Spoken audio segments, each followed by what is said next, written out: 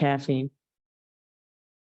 Oh, Here we go. I think you can hear us. There you go. Just like lean in. Okay. Oh, we started. Yeah, it's 9 o'clock. You guys want to get started?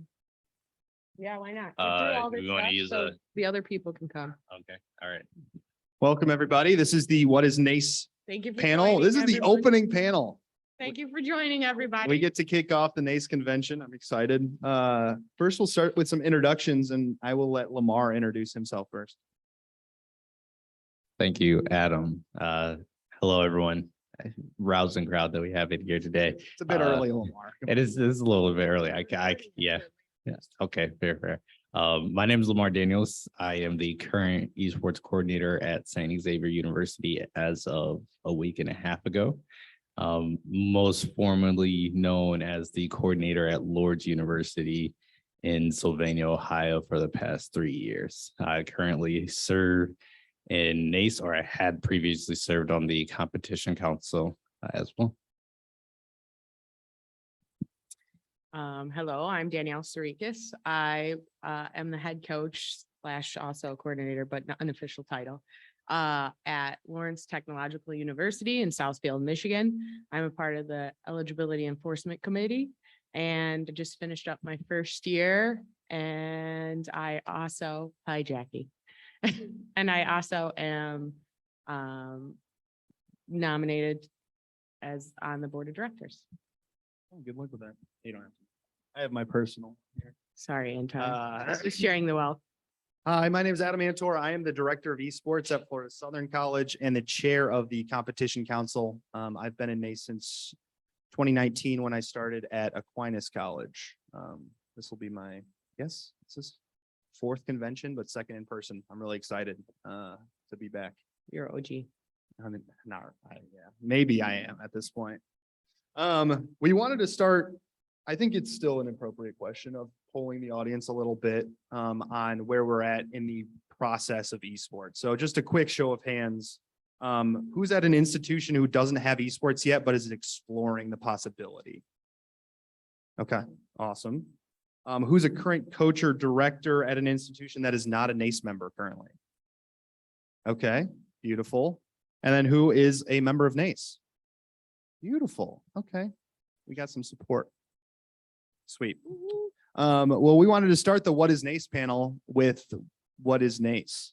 So do you have your notes, or do you want me to walk through what we talked about?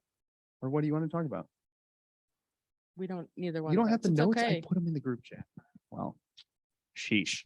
We fail. You're welcome. This is us. we met and walked through some of the questions that we kind of posed ourselves.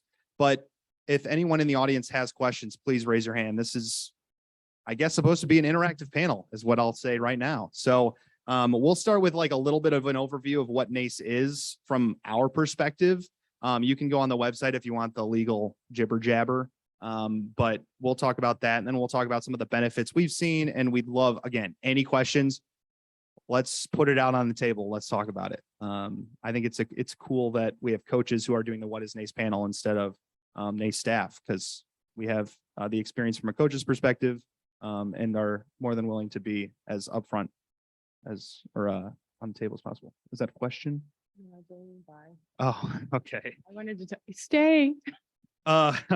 So at basically at its very core, Nace is a member-driven organization, which means members vote on legislation, which is unique in esports. So a lot of the leagues currently, as well as the organizations in the space, are driven by a lot of them for-profit institutions. Some of them are nonprofit, but at the end of the day, members are not voting on where the direction of the group is heading.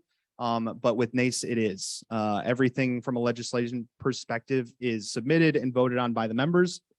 That's the biggest part of the convention, is our business meeting, where this week we'll have 7 pieces of legislation we'll be voting on. All the leadership bodies, the board of directors, the EEC, the competition council are all Nace members who are voted on by members of the institute or of the association. And we get to drive where the institute or the association's heading. What does that look like for someone on the EEC, Danielle? So similar to traditional athletics, like organizations like the NCAA or the NAIA. We have ITCs and eligibility certificates. So we're trying to like mimic the same thing where each school, if you're under athletics, you have a sports eligibility person, and they have to basically submit to each of these NCAAs and NAIAs each year saying, hey, this student attends this university. They're going full time. They reached the whatever eligibility. Most of the coaches don't have to do that. So with Nace, it's us doing it, which we're trying to work on better ways to make it more concise so it doesn't seem so tedious. Because right now your ITCs, which are intent to compete, is the same concept.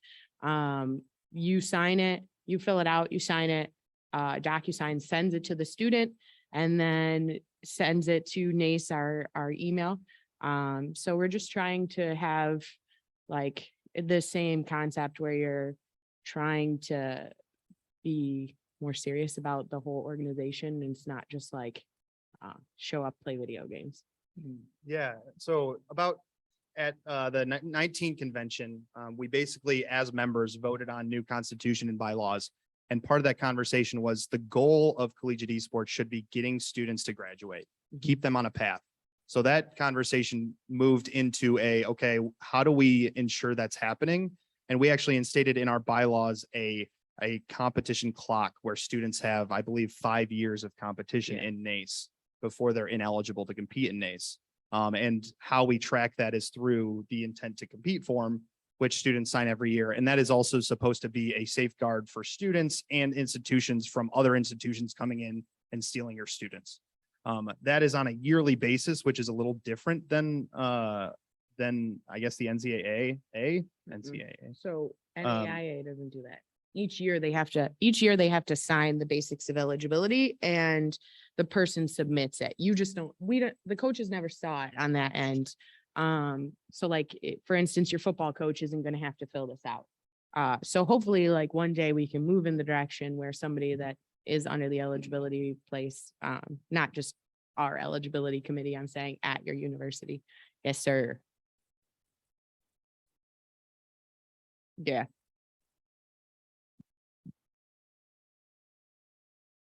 Red shirt. Yeah. So it's not a red shirt, but I mean, it's the same concept. You kind of like took the thought as he was saying it. It's the same concept of the red shirt, but you still get the year to compete. But we have stipulations put in place that can put that on pause as well. Like military, I think is listed in there.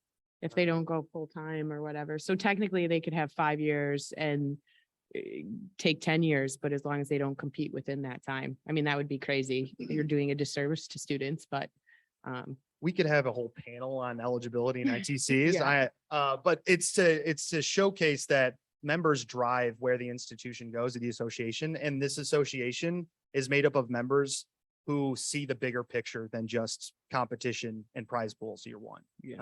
And that's one of those instances where I think we showcase that specifically. But I think the big value that a lot of people are going to see this year is our continuation with the Nace Star League and our varsity division. As a member of the CC, Lamar, you want to talk about competition in Nace and like your experience competing? Yes, I would love to. So I've been on the competition council for the past year. Just taking over someone else's current membership on that council. And I guess something that we can kind of go into within the whole Nace hierarchy structure, we have, I guess, 3 major committees: the board of directors, the competition council, and the eligibility committee. Serving on the competition council, it is our goal, with Adam being our chair and our leader on that, is basically to structure what we want the competition to look like. A lot of this is rule sets for each individual games. A lot of that is then how do we want to divide up the divisions, the conferences, scheduling, legitimately everything all in between. And we're the ones kind of deciding that and formulating that. For different games, it looks drastically different. Some games will have a structured season with 1 game per week, sometimes 2 games per week. And some games will just have, monthly tournaments throughout the time. It really just depends on the game and how. And we try to model it as close as we can to the stipulations that we see on major professional rule sets, because we know realistically, we try to kind of keep it the exact same way. If you look at most of collegiate athletics, usually it's pretty similar as well, where you're mirroring a lot of what you see on the professional level. Within that, this upcoming year, and Adam, correct me if I get any of this wrong, we will be kind of divvying up and letting schools decide whether they want to be competing in the varsity side or the open side. We've seen over the past couple of years, and this is across the entire collegiate esports landscape, a very high disparity between some talent levels. But for the most part, there aren't really divisions anywhere. And that's something that's a pretty hot topic, legitimately year to year. And this is a hot topic. And I probably think every single collegiate esports entity and every single collegiate esports tournament, someone's always talking about it. So we're looking at implementing that for us this year, to kind of give schools the opportunity to kind of decide what they feel like is best for their program, where they feel like they can best provide a good experience for their students as well. If you look at usually at the NCAA level, divisions are decided on scholarship dollars. How many scholarships are you able to offer? But we're not at that point where we're going to be like tracking what schools are giving what. That's the whole different step forward. So we think like the best step would be to, hey, how do we can let the schools decide, where do you feel like is best for your program? And what structure do you feel like it will be best for them? So we have a lot of things that are to be announced, right? Correct on that? There's always exciting. Okay, always exciting things to be announced, but the competition council has been working very, very hard on this. Adam especially on kind of getting the ball rolling on this. And then just kind of talking about the structures, since we're talking about what is Nace, every decision that the eligibility committee and the competition council makes has to get approval by the board of directors. So it's a very kind of working back and forth. Sometimes the board of directors will ask one of the two councils to explore something, to kind of give them feedback on certain aspects of whether they need some help with the legislative aspect or the competition aspect as well. So it's a little bit of like the hierarchy structure, what makes Nace as far as on the kind of like the legislative forefront. Right. And the idea of this varsity versus open division, and you can attend the competition session later, but it spawned from members voicing their concerns about the disparity in competition level and asking us and pleading with Nace in general to create more opportunities for newer programs, to create opportunities for higher programs, to cater to what they want. A lot of our members only want to compete against varsity programs. A lot of our members might be new in it, don't want to get stomped every week. So what do? We created competition structure around those requests, and those came from members. And our partnership with Nace Star League and Playfly has opened so many doors from a competition standpoint. But at the end of the day, the members in the CC have basically almost a final say on a lot of where the competition heads, especially from a varsity perspective. And that is something you will not get in a lot of other leagues or associations if there are, if that's how they kind of position themselves. Other benefits of being in Nace. I wanted to talk about the mentorship program. So AJ at the national office just launched this past year a mentorship program where new members are matched up with a seasoned member, I guess that this is a good word to use, more veteran member. Better. But it allows the newer institution who might be exploring esports for the first time or might be in Nace for the first time to have somebody with them. We meet weekly, go over certain questions, talk through some things. I was a mentor for the University of Southern Arkansas. Awesome coach. She's also the full-time director of residence life. So she was already overwhelmed. And meeting with her every week was really an awesome experience for me. Hopefully it was for her. But we went over every topic. I mean, it was ITCs one week. It was how to host tryouts another week. It was how to do a broadcast the next week. And it was a really cool opportunity to build a friendship, but also mentor new coaches. And I think that is something that I would have loved when I was a new coach. And I'm really excited to see that be officially launched this coming fall. And I believe there's a session on that as well. AJ's doing. Speaking of AJ, we can't, give her enough credit here. She did not pay us to do this. So anyway, she is also working on the Discord and trying to streamline it. So the awesome part about the Discord is you have a place where you can reach out to these people, even if you don't want to be on a mentorship, in the mentorship program, but you should. So you can reach out and ask your questions, and people are pretty responsive, and you'll get different opinions and stuff. We also have a pretty awesome Women of Nace group to support everybody. So, that's my little soapbox moment. But the other thing that I can't stress enough is you have opportunities to join committees here, and be on boards and such. So if you think of somebody like the NCAA and the NAIA, the odds of us as coaches and directors and such being a member or being able to join those committees at such an early start in your career, I don't know that you would get that opportunity. So it's really cool. And it also allows you to see a lot of things that NACE does kind of like behind the scenes versus just like, hey, this is why we do it. And it kind of made me understand competition better and understand how the inner workings work with, partnerships. So yeah. I would say my benefits are a little twofold. I think first one is the competition aspect, which I guess a little soapbox of mine, right, being on the competition council. But I also feel like being able to have structured competition, the one really big thing and I was at that 2019 convention with Adam. One really big thing that was stressed during that time was being able to know who you're competing against way before, like as the season's starting.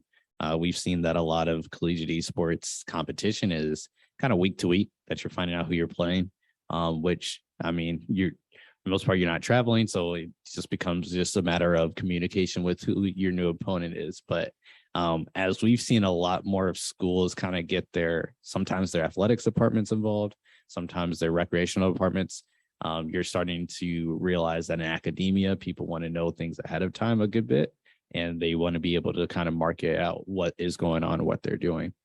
So one thing that we're doing in Nace is that we make sure that beginning of the season starts, you know who you're playing going forward. You have a really well structured season that's kind of all laid out for you, which really, really helps because you have it's a lot easier to do goal setting with your team versus, hey, we don't know who we're going to have throughout the season. You're able to see like, hey, this is the teams that we have.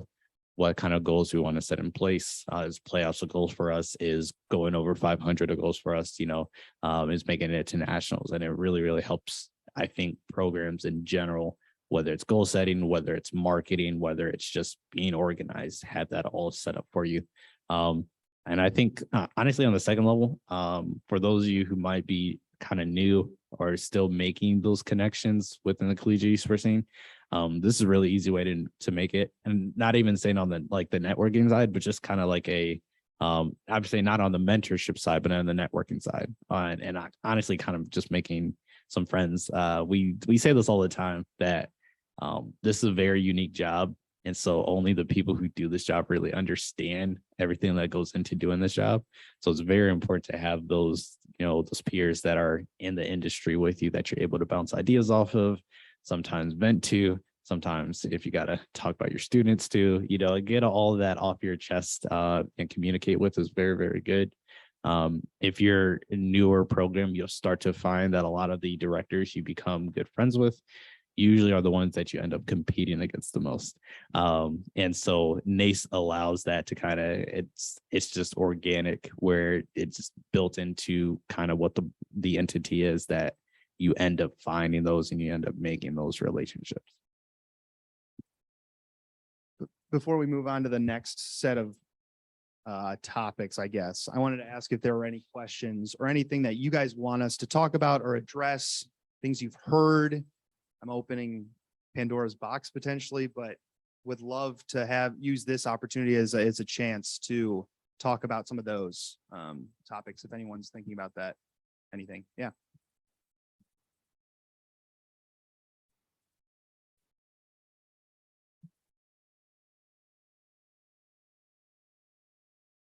Representative program. A little bit. Okay. So if you can't hear, he asked about student involvement and how students can get involved. So we have a student, they're working on it, actually. Sarah is a perfect person you need to ask this question to, because I believe she is. We voted on it last year. It's called the Student Representative Program, where there's going to be, I believe each institution basically has a student representative that their students nominate to be the rep. And that is and within that program, there's going to be a leadership group, like a executive board that meets regularly amongst themselves, but also with leadership groups. And I believe there's a piece of legislation potentially this week that's supposed to further that. But 100% student involvement is something that's being discussed and being finalized. I'm just not super familiar. Yeah, that's what I was that not now. to his degree. I was going to say that, but Sarah is also, if you want to ask deeper details, that's what I was going to lead with. But your student still has to follow all the same guidelines as somebody competing. So there's plenty of students I have that are deciding not to compete at this point. I have one young lady who would be a perfect person to be a student leader, but she's not full-time this semester, so she can't be. So you still have to maintain that full-time eligibility and, good standings academically. But I think that'll just mold and grow because I think that was the biggest feedback of the years, that they wanted more chance for students and it not just be us as members. It'd be like more of opportunities. And then on the award front that you're talking about, we make sure to end of each season. And I think we're announcing those. I don't know if that's this week or sometime soon. We do All-Americans. So we'll do academic All-Americans. And you're able to send those in. And then it is nominated and voted on for just your traditional All-Americans. I think right now we're only doing first teams. But across, I believe most, if not all of our titles, we try to award an All-American, which is a really cool thing for your program. We were blessed when I was at Lords that we had one of our Overwatch players being named All-American, and just to be able to, in our school, we had like a wall of NAI All-Americans. So he was able to go up there too, which is a pretty cool thing to be able to have done for your program. Good question. Any other questions? This point? No. We got a lot of people joining us in chat though. Welcome. So next question, I guess this is going to be Danielle kicking us off. What does a Nace member need to know or remember to get done during the year as a member of Nace? I have all the boring things because they are tedious. The only thing I can really suggest, well, it's not the only thing. ITCs at the beginning and ECs are those major things. I think what I've seen from the first year that I was on it, first semester and second semester, don't wait to fill those out. Like, fill those out right away. That's the major issue. People are waiting until the final hour, and that's like the worst thing you can do. For me, I do a camp before the first week before school moves in, and I make them fill it out right then, and I don't let them leave the room until they've signed it on DocuSign. But I also have to do eligibility. We're an NAIA school, so I've chosen to follow all the same rules as NAIA. So like they have to fill multiple basics of eligibility out. But I just did that in the sense of if ever Nace is taken up by the NAIA or the NCAA, whatever, it makes the transition easier. So we can talk about that privately if you want to know the difference in eligibility there, but just don't sleep on those ITCs. Otherwise, you're going to be super stressed about it. And if you literally just get them done first week or while you're sitting watching somebody stream on Twitch, it makes it so much easier. And those ITCs, will not, if you do not have them filled out and signed, they will not populate in the computer to eligibility certificates. So when you don't see those, that's because your student hasn't signed or they've timed out. And they only last 14 days because that's a DocuSign thing. That's not a Nace thing. And every time if they times out, you either have to reach out to us or send a note to AJ, but reach out to us in eligibility. And then you have to fill the ITCs out once a year, but eligibility certificates twice a year. So we're working on making a better system so they don't look the way they do, but that's more of an IT issue right now and how we can work that out, not just our issue. So competition now. Registration deadlines, I guess, is probably the only thing for a competition Yeah. standpoint is Yeah, we on the competition council are the chill people. So we get to do the fun job. I would say the only the only thing you really have to worry about, I guess, like knowing when it comes to that is it's just the registration deadlines. This year is going to be especially interesting and tricky because having just the different divisions is going to mean different registration deadlines, especially when it depends on sometimes a lot of our season ends up getting kind of mixed up and structured because of how many people we might find that are interested in playing something, right? So when we came up with a lot of the structure we have now, a lot of it was kind of rough estimating, about this is going to be the size of our divisions, and going from there. So those registration deadlines help us when we're trying to fill those divisions out and understand how many are going to be in each, conference and how long the season is, because inevitably every single time registration deadline comes up, we have a few schools who are like, hey, we want to get in. And then that ends up being a lot of work on the back end on restructuring groups and moving people around. And so it makes our job easier when you just sign up by the registration deadline. All smiles on that, but there's a little pain behind the smile. So please. Yeah, follow your deadlines. Deadlines are important. That's a life lesson. Mute the Nace Discord. Or make sure you get the emails. You can mute the Nace Discord. Don't mute your own notifications or member notifications, but people talk a lot in there, which is awesome to go back to this awesome Discord community, but your Discord will blow up if you don't mute some of that. So it's like, why have certain channels? Eligibility channel is not, leadership is not, and women of Nace it's not. But yeah, pro tip. So we've talked a little bit about the overview of some of the stuff the value and rules and yada, yada, yada. Let's talk about why you and your institution specifically are members of Nace. Who wants to start? Guess I'll start. All right. And maybe an anecdote or a story of a positive experience with Nace. Well, I've already talked a lot about women of Nace. I can't talk about that enough. But anywho, I started at Lawrence Tech and they built an arena before I arrived.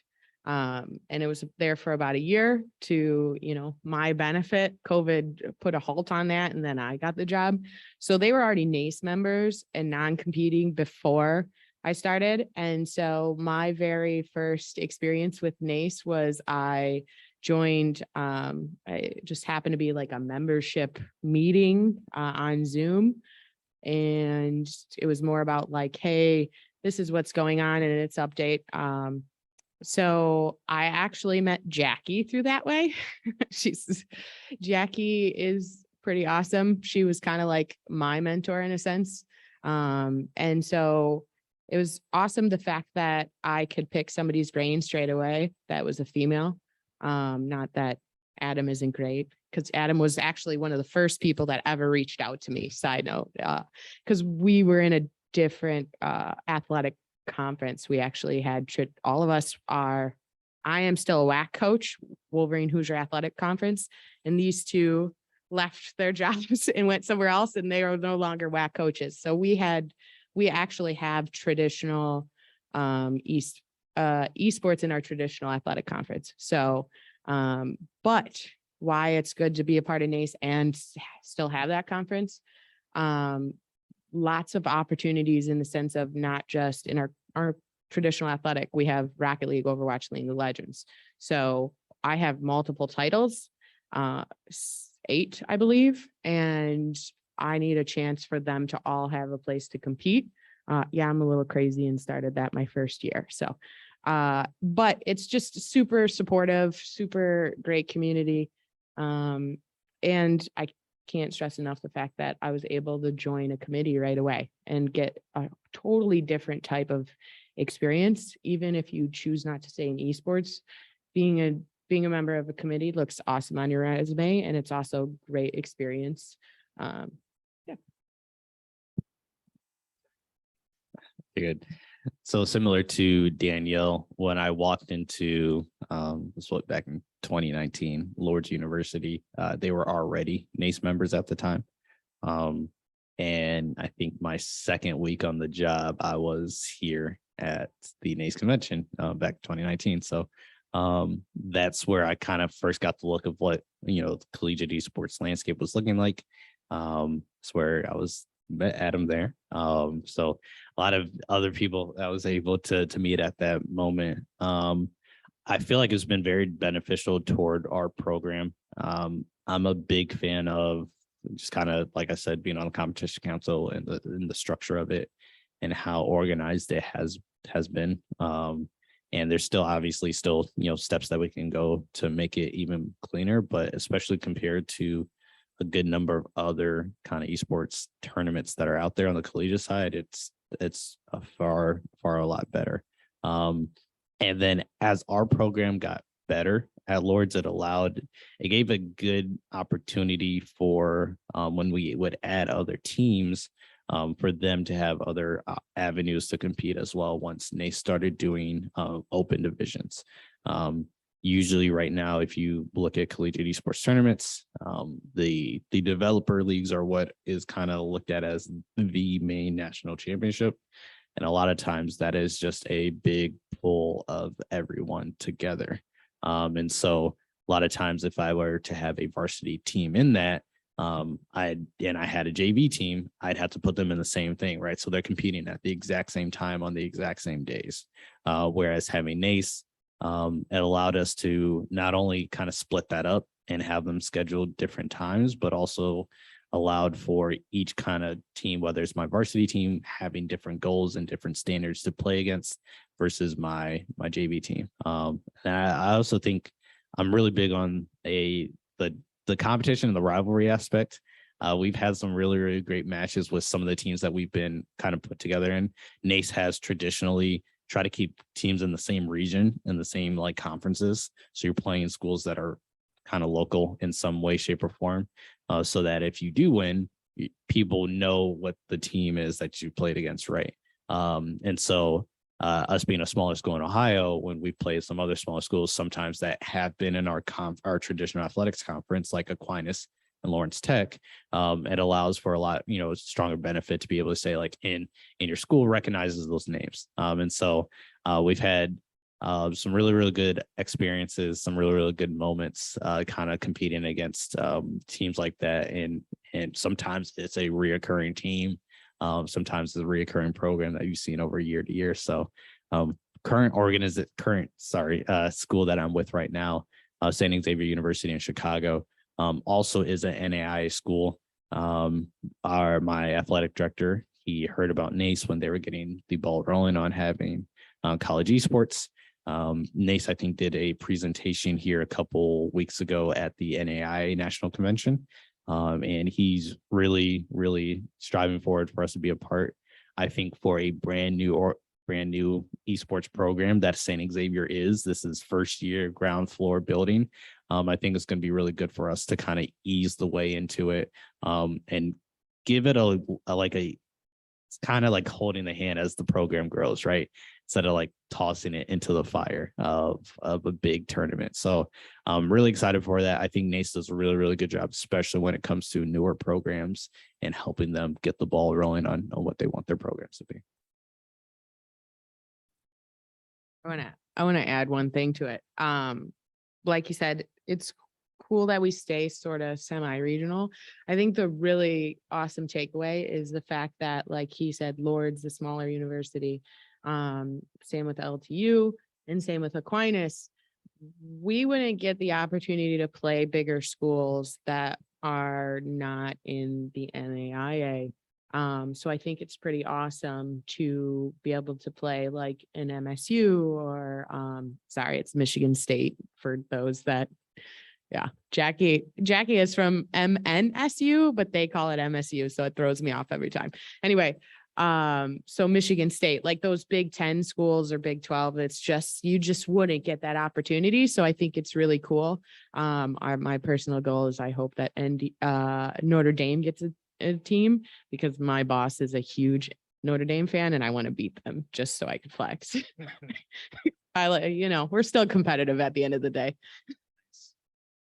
Yeah. Uh-oh. Listen, I didn't say I dislike Notre Dame. I just said I just want to beat him. He wears Notre Dame shoes to work. Like, he can't wear a t-shirt, but he can get away with Notre Dame shoes. Like, if I'll take a picture and put it in Nace non-member chat just so you guys can see and be like, oh, I remember this. Yeah, you're welcome. Yeah, my boss went to Western Kentucky, and when we beat their Rocket League team, that my boss was made aware, and he was happy. So You want to flex on right, right.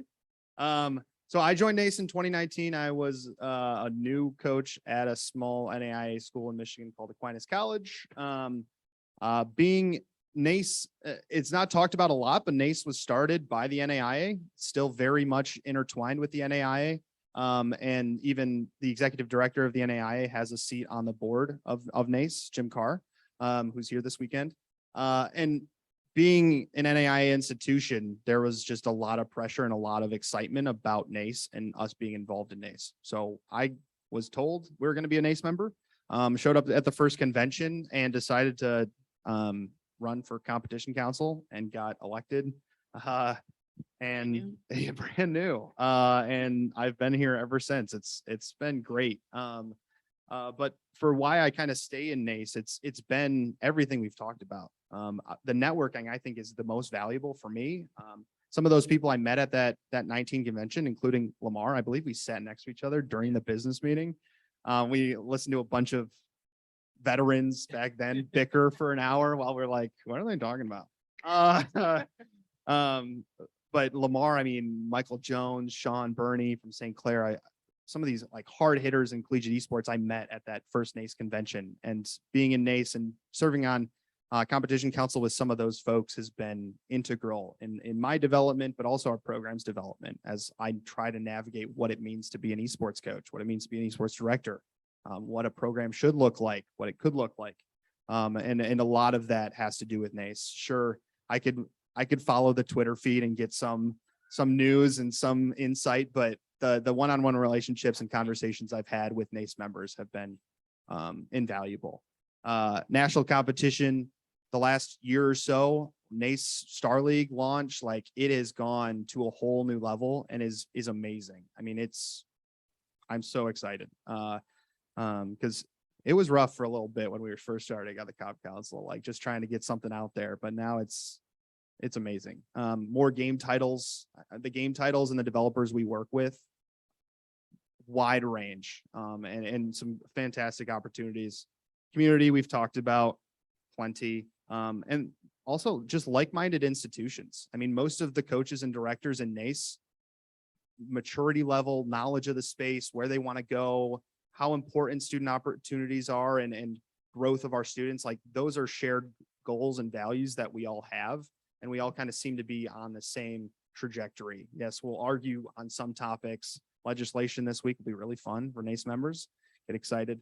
But at the very core, we're like-minded institutions who want to see a better collegiate esports landscape. I mean, right now, it's been called the Wild West and it's so cliche at this point. But to see some structure and to see some collective movement forward has been awesome to be a part of.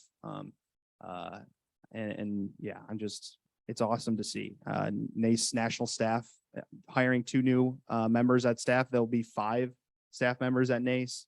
Obviously the deal with Nace Star League. I mean, there's just a lot of exciting things going, and I don't think Nace is going anywhere. So that can't be said about other entities in the landscape of esports. We're seeing a lot of change, and it's exciting to be a part of Nace for that.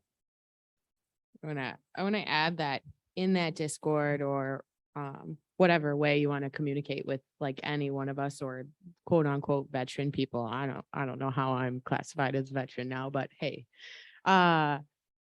don't be afraid to ask us questions. I think we all spend pretty much, we probably still have our own questions because there's no wrong or right way to really build. There's probably a wrong way, but to build an esports program. So it's each institution is going to look different, but also don't be afraid to ask questions. I said it twice. I'm dead serious. I think I spent the first year thinking, how am I going to do this? I don't know how to do this. Why am I here? How am I here? So like they say, imposter syndrome is a thing. Jackie talked me off the ledge multiple times. I probably messaged him more than once. I'm sure Lamar too, because we had a close association with the whole conference that we're in. But like I said, please don't be afraid to ask your questions, even if you're like, hey, where do I start? Where do I go? What am I doing here? We're here for it, and we've probably been through it. And we're going to have a whole new set of problems or questions that we have each year that nobody else can answer. So yeah. That's the end of the topics we have listed. And now is another opportunity for questions. So the floor is all yours. Yes.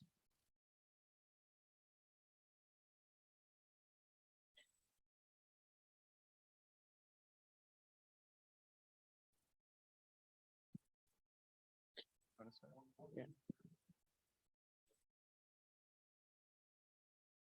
I'll go before famous Adam does. So I think the important takeaway is Nace keeps trying to improve every single year. And obviously, along with all the stuff that we said, they keep on improving. So the competition looks completely different this upcoming year in comparison to last year. I also would say if you've been in any other outside competitions, excluding a traditional athletic conference, it's kind of, I do not think is as structured, and it's kind of like all over the place. I was in one conference that they literally, if say I needed a reschedule and Adam's team, we were competing against Adam's team, I'd reach out to him. We'd agree upon a reschedule. This other conference I was in literally said, your reschedule's at this time. We didn't get to talk amongst each other and figure it out. So very member driven. We're the people that make it continue to move forward. And the other thing is like even their competition platform, they're improving upon. So there's going to be huge development there. So always just trying to improve and listening to us. So I know I listed like 5 things, so I'm sorry. Yeah. For me, I believe I believe Nace is truly the most sustainable option in collegiate esports right now. There are a lot of entities out there.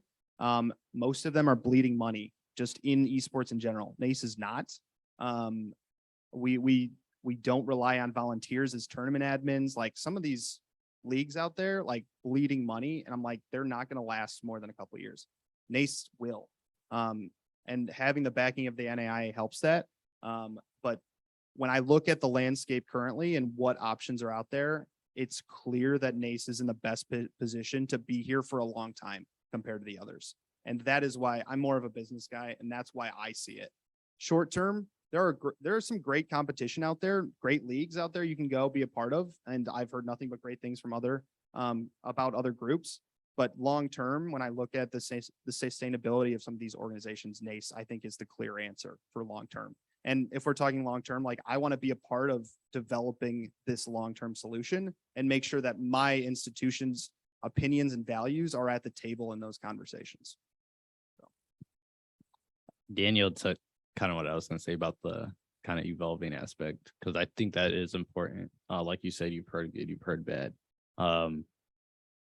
there's a lot of things that could have been done better within Nace when it first started. There's a director that's a friend of mine. I won't name him, but he constantly reminds me of that they are not Nace members, and he has his opinions on, which is fair. And there are some things that could have been done better as Nace started up.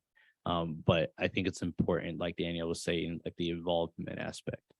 The Nace has become very much what the members have wanted it to become, which is really cool and unique to see. That we're the ones that are deciding how it wants to be structured. We're the ones deciding where it wants to go.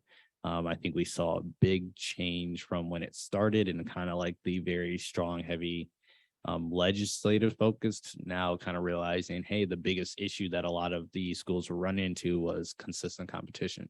And that's where Nace saw, like, hey, that's the biggest thing that we can provide membership to us. And it's funny to say that's where Nace saw it, because like it's eventually that's where we saw it and we decided how we wanted it to go. And I think, and that's the second note I was going to say, I think the consistent competition is the best thing. I would say I'm on Adam's train, like this is the best that can be and that you can get out there.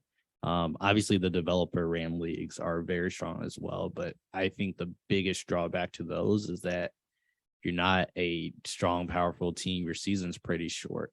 Whether it's you're looking at CeeLo with Riot, whether you're looking at Overwatch Collegiate, whether you're looking at CRL qualifiers, right? You get 2 losses, and if that's all you're in, your season's done, right? Whereas with Nace, you're getting a full out season. And like I mentioned before, so former college athlete as well, I really think goal setting is very important to every single team, regardless if you're a basketball team that went 0-20 last year to the team who's coming back from a national championship, right? There's always going to be some goal you're able to set. And when you have something that's structured and consistent and fully built out as Nace's competition is, it allows that to be a lot easier and allows your students to have a better experience with that versus, hey, we had like 4 or 5 games and then our season's kind of done. Question, Ethan.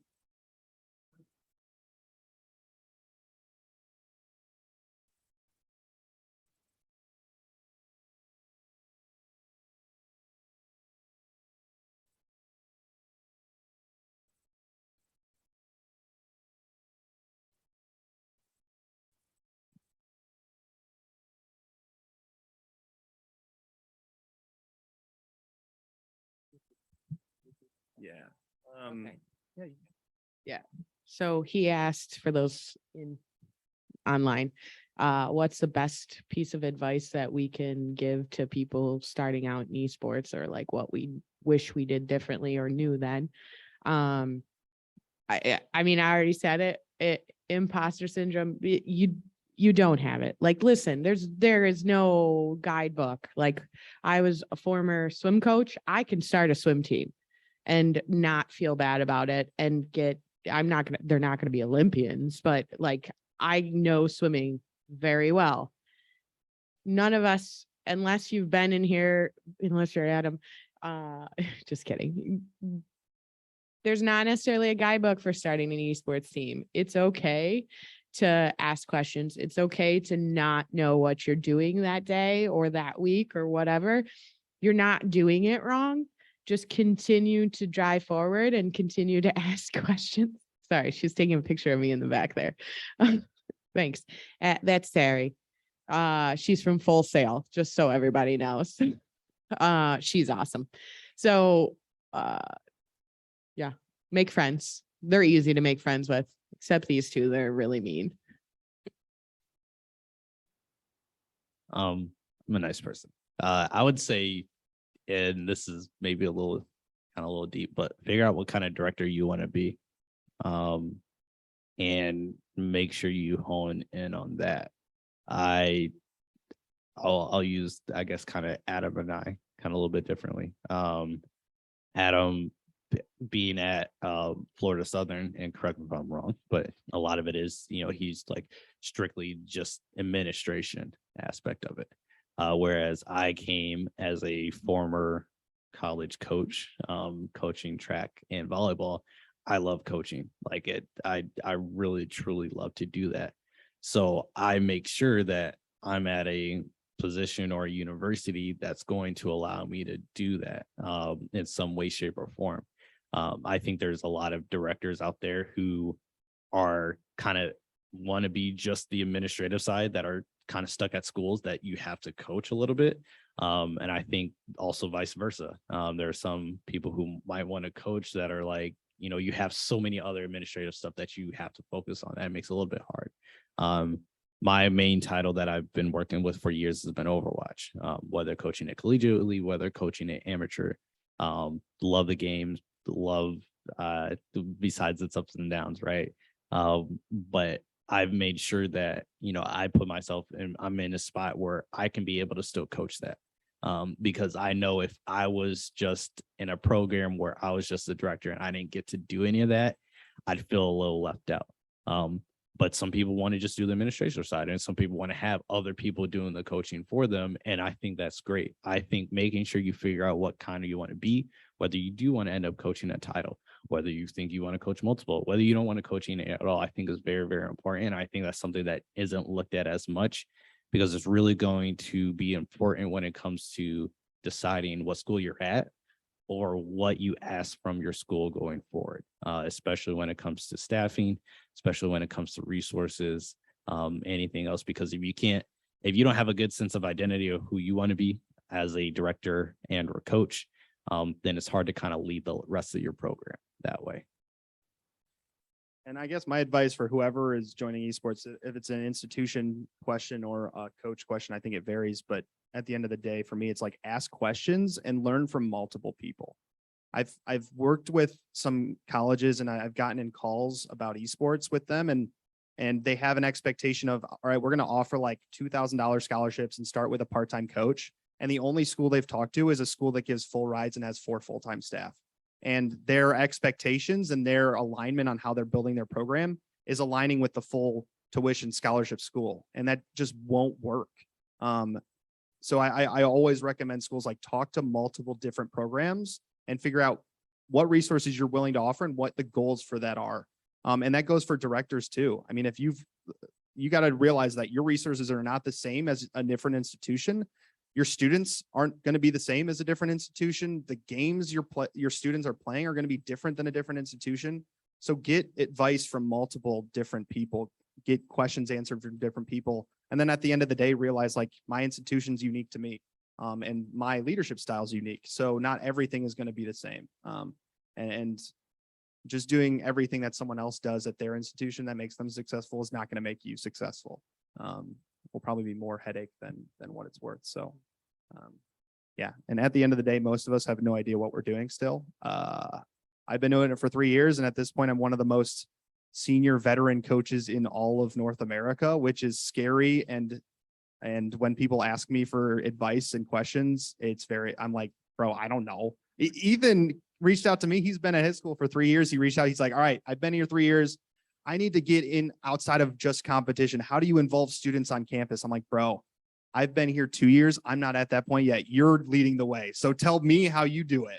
And that's what collegiate esports is right now. Yes, we can lean on some of our traditional sports counterparts. We can lean on our student life counterparts, rec, wellness people, but it's not going to be the same. There are things that are unique to gaming and esports that don't correlate perfectly. So, yeah. Course. Oh, shush. This is going to be a weird one or sound weird. If you're creating a program, create a program that you will eventually feel comfortable walking away from. I know that sounds weird, but not that you're going to walk away, but if you create it so sustainable that when you leave, somebody can walk into it, I think that's super important. And also stay organized.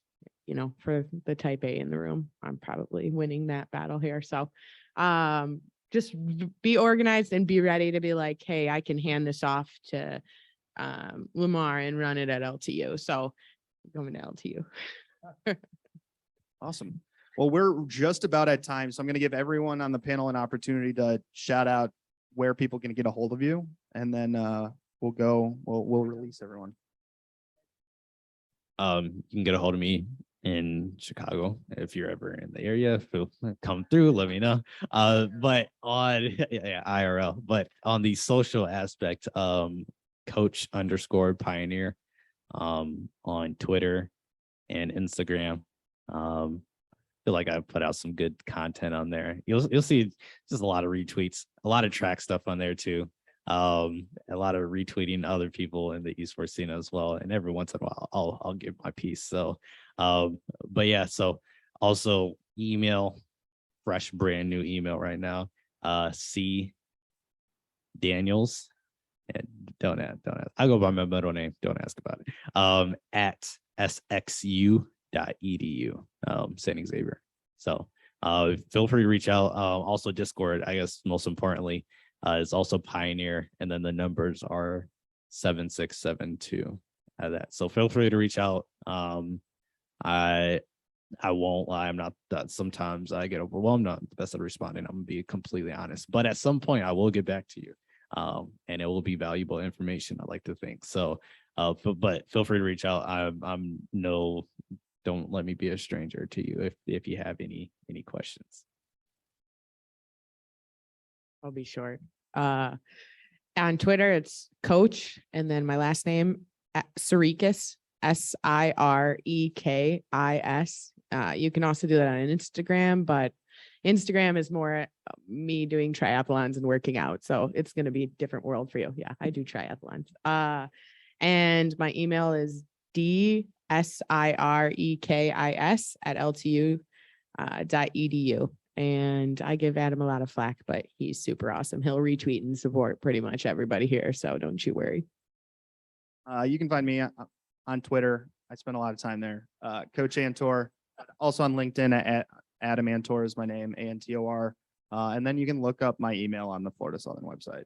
That'll save everyone handwriting time. Cool. Well, thank you everybody for joining. Have a great week. Nace Convention 2019 was the last in-person one for everyone, and it was one of the greatest experiences I've had from a networking perspective. As a collegiate director, I'm really excited for you all, and don't be a stranger. Have a good week. Thank you.